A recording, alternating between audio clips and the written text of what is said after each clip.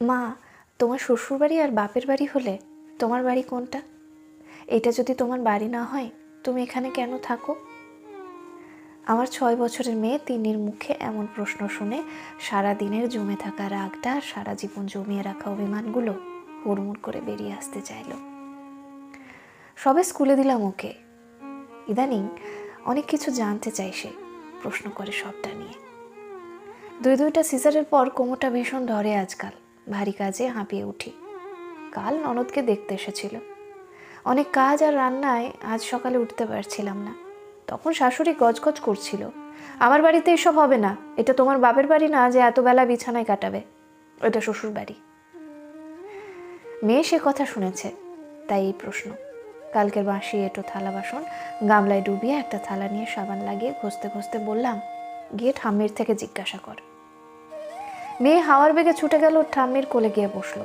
ওদের কথাগুলো আমি রান্নাঘরে বসে শুনছিলাম। জানি মেয়ে প্রশ্নগুলোর উত্তর দিতে যখন পারবে না, তখন বলবে মা শেখায় আর কি। আচ্ছা ঠাম্মি, এটা কি আমার বাড়ি? তোমার বাড়ি।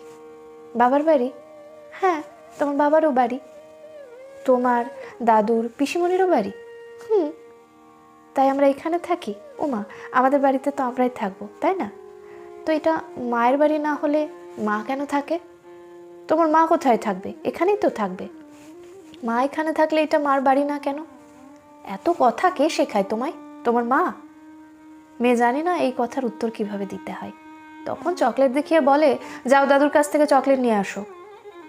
আমি দীর্ঘশ্বাস ফেলে আবার থালা বাসন ঘষতে ঘষতে থাকি। চোখের সামনে যেন ছোটবেলাটা ভাসতে থাকে ঝাপসা হয়ে। আমি আর 2 ভাই কত মজা করে উঠোনে বসে খেলতাম। মা চিড়ে ভাজা দিত সবাইকে ভাগ করে। আমি বেশি পেতাম, কারণ ঠাম্মির ভাগের অর্ধেকটা আমার অধিকার ছিল। ঠাম্মির সাথে থাকতাম।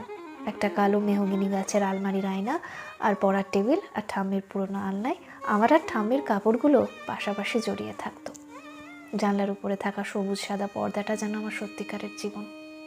আমার রুম, আমার ঘর, আমার খাট, আমার আলনা, শব্দগুলো উচ্চারণ করতে কত সহজ লাগতো।